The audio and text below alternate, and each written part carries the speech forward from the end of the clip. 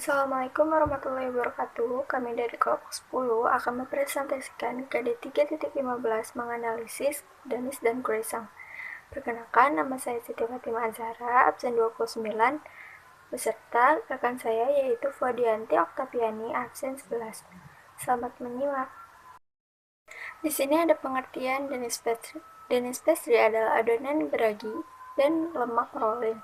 Biasanya memiliki topping atau isi yang manis. Dengan kata lain, hampir sama dengan adonan roti manis karena rasanya yang manis. Kemudian ada pengertian croissant. Croissant merupakan salah satu pastry yang memiliki tekstur yang renyah dan rasa yang gurih. Teksturnya yang renyah membuat croissant cocok menjadi pendamping teh atau kopi hangat. Saat ini, croissant bisa dijumpai di toko roti atau kafe dengan kreasi isian yang beraneka macam. Sejarah Danish Pastry. Pastry ini disebut Danish karena awalnya berkembang dari Denmark. Meskipun berasal dari Denmark, Danish Pastry sebetulnya dibawa oleh para pekerja dari Austria yang bekerja di toko roti Denmark. Kehadiran mereka membawa tradisi baru dalam pembuatan pastry. Mengadopsi roti khas Austria, mereka meningkatkan jumlah telur dan lemak dalam adonan. Hasil perkembangan inilah yang sekarang disebut dengan Danish Pastry. Selanjutnya yaitu sejarah croissant. Dilansir dari Smithsonian Magazine, croissant baru populer di Prancis pada abad ke-19. Bermula dari dibukanya sebuah toko roti milik seorang pengusaha asal Austria bernama August Zeng pada tahun 1838. Keahlian Zeng dalam memasarkan roti yang dijualnya dengan memasang iklan di surat kabar membuat banyak masyarakat Prancis berbondong-bondong untuk mencicipi roti khas Vienna tersebut. Selanjutnya yaitu macam-macam Danish pastry.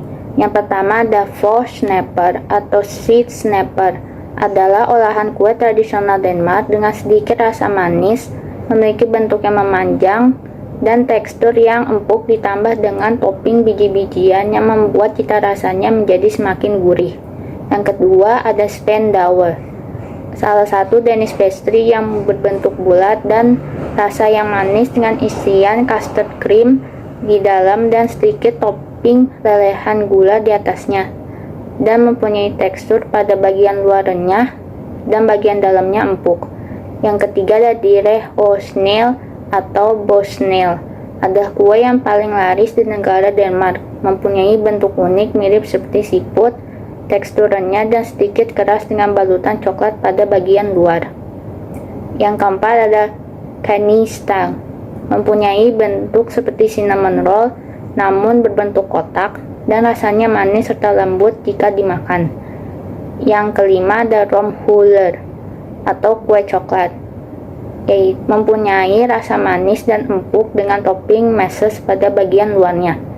Yang terakhir ada Tea Bikes, pada dasarnya mirip seperti Faux Snapper, namun letak perbedaannya pada ukurannya yang lebih kecil. Mempunyai rasa gurih dan sedikit rasa manis dengan isian krim manis dan topping poppy seed serta bertekstur renyah. Lalu di sini ada macam-macam croissant. Yang pertama ada matcha croissant, yang kedua salmon and cream cheese croissant dengan taburan herbs di atasnya. Yang ketiga egg custard croissant dengan taburan garam kasar di permukaannya. Yang keempat ada taco croissant sebagai pengganti kulit taco dan diberi irisan sayur dan daging. Dan yang kelima ada croffle, yaitu merupakan singkatan dari croissant dan waffle. Lalu macam-macam croissant yang ke-6 ada Fruity Pebbles and Cream Cheese croissant. Yang ketujuh ada cronuts, merupakan penggabungan dari croissant dan donat. Yang kedelapan ada salty egg croissant. Yang kesembilan ada sandwich croissant. Dan yang terakhir ada charcoal croissant. Berikutnya ada bahan membuat Danish pastry. Yang pertama ada tepung tinggi protein, kedua gula pasir, ketiga ragi instan, keempat susu bubuk, kelima margarin, keenam telur, ketujuh air dingin, kedelapan garam, dan yang terakhir pastry margarin. Selanjutnya ada alat-alat dalam pembuatan Danish pastry. Yang pertama ada balling whisk untuk mengocok telur atau adonan lainnya secara manual.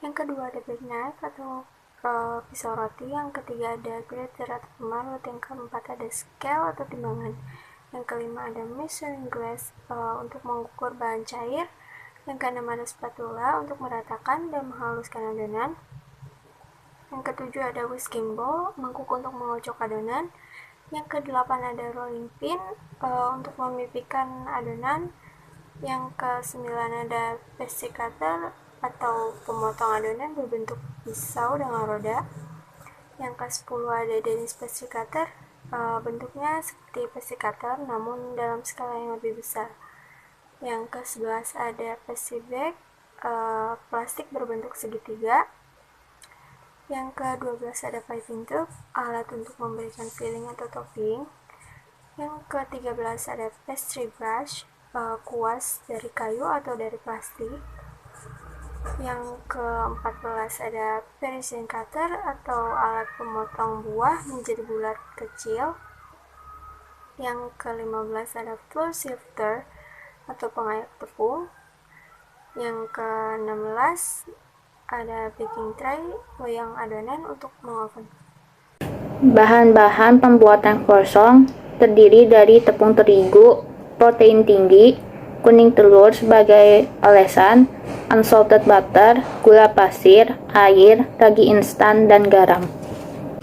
Alat-alat pembuatan croissant yang pertama ada balloon whisk sebagai pengocok telur manual, lalu yang kedua bread knife atau pisau roti untuk memotong croissant jika ingin dijadikan sebagai sandwich. Yang ketiga ada grater sebagai pemarut, yang keempat ada scale, timbangan, yang kelima ada measurement glass untuk mengukur bahan-bahan cair croissant, yang keenam ada spatula sebagai pengerata atau penghalus adonan, yang ketujuh ada whisking bowl untuk mengocok adonan, yang kedelapan ada rolling pin untuk menipiskan adonan, dan yang kesembilan ada pastry cutter sebagai pemotong adonan yang berbentuk pisau dengan roda. Lalu alat pembuatan croissant yang ke-10 ada croissant cutter sebagai pemotong adonan croissant. Yang ke-11 ada pastry bag untuk memasukkan filling atau topping croissant. Yang ke-12 ada piping tube untuk memberikan filling atau topping croissant. Yang ke-13 ada pastry brush untuk membalurkan kuning telur pada croissant sebelum dipanggang. Yang ke-14 ada flour sifter sebagai pengayak tepung. Dan yang terakhir ada baking tray, yaitu loyang adonan pada saat memanggang. Selanjutnya ada teknik pengolahan Danish dan croissant. Yang pertama ada mixing and blocking, yaitu proses melipat dengan lemak lipat atau roll in shortening. Adonan ini menggunakan yeast atau ragi roll, jadi proses mixing tidak sampai habis karena nantinya akan di-roll berkali-kali. Waktu fermentasinya pendek sebab semakin lama fermentasi adonan akan semakin mengembang dan empuk, sehingga proses pengelolaan akan sangat sulit. Maka yang harus selalu dijaga adalah temperatur adonan selama proses pengelolaan dan pelipatan, yaitu dalam keadaan dingin 150 derajat Celcius. Yang kedua ada lipatan. Banyaknya lipatan setelah menjadi produk antara 700 sampai 1500 layers. Metode pelipatan ini dapat dengan cara yang pertama English method, memasukkan lemak sebagian-sebagian, dan yang kedua French method, memasukkan lemak sekaligus. Yang ketiga ada ketebalan adonan. Semakin banyak rolling shortening yang dipakai, adonan harus di-roll setipis mungkin untuk memberikan kesempatan pada roll-in shortening untuk menyebar dengan rata. Setiap kali melipat harus dengan standar luas yang sama dengan luas sebelumnya. Semakin sedikit rolling shortening yang dipakai, merollnya jangan terlalu lebar karena akan mengakibatkan roll-in shortening tersebut tidak merata. Yang keempat ada resting time atau pengistirahatan. Adonan selalu diistirahatkan setelah proses pengerolan dan pelipatan. Waktunya berkisar 10-15 menit agar proses pengerolan dan pelipatan berikutnya jadi lebih mudah. Yang kelima ada bentuk proses proses ini adalah proses pembentukan terakhir adonan, bisa untuk bentuk croissant maupun denis, maupun juga puff. Yang keenam ada pemotongan atau trimming menggunakan pastry cutter atau pisau yang tajam agar lipatannya tidak hilang atau tetap terlihat, sehingga jika adonan berkembang, lipatannya tetap bagus. Sedangkan jika menggunakan pisau yang tumpul akan mengakibatkan lipatan tertutup dan akibatnya adonan tidak dapat berkembang. Yang ketujuh ada produk.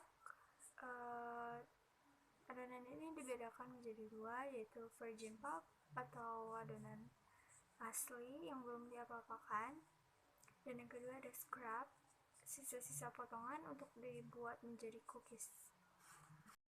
8 ada filling atau isi. Proses ini adalah pemberian isi pada adonan, bisa untuk croissant maupun denis. Khusus untuk denis biasanya diisi dengan buah-buahan yang kering, sudah ada lapisan gulanya. Sebaiknya buah-buah ini direndam dengan air panas terlebih dahulu, kemudian ditiriskan baru digunakan, karena menghindari isian tersebut hangus pada saat di oven. 9 ada storing atau penyimpanan, dapat disimpan dalam deep freezer dan dapat bertahan sampai 1 bulan. Dan yang terakhir ada final proof, diusahakan adonan setelah dibentuk tidak dimasukkan ke dalam ruangan yang bertemperatur tinggi dan berkelembapan tinggi. Hal ini bisa merusak jarak lapisan antara adonan dan shortening meleleh. Jadi simpan dalam ruangan tertutup dengan temperatur antara 30-400 Celcius dengan kelembapan rendah. Proses ini tidak berlaku untuk puff pastry. Yang terakhir ada penyajian denis dan croissant. Croissant dianggap paling cocok disajikan bersama kopi hangat. Bisa juga diolesi dengan sedikit butter agar rasanya lebih enak. Paduan ini menciptakan rasa gurih creamy yang pas dijodohkan dengan kopi, karena rasa pahit dari kopi dapat mengimbangi sedikit rasa manis intens dari croissant. Sedangkan untuk denis, dia dianggap paling cocok disajikan bersama kopi atau teh hangat, dengan berbagai macam filling dari cream cheese, fruit, coklat, lemon curd, atau kombinasi dari semua yang sempurna untuk sarapan atau makanan siang spesial seperti tea atau coffee break. Sekian presentasi dari kami. Mohon maaf apabila terdapat kesalahan maupun kekurangan dalam penggunaan kata-kata selama video presentasi kami. Terima kasih. Wassalamualaikum warahmatullahi wabarakatuh.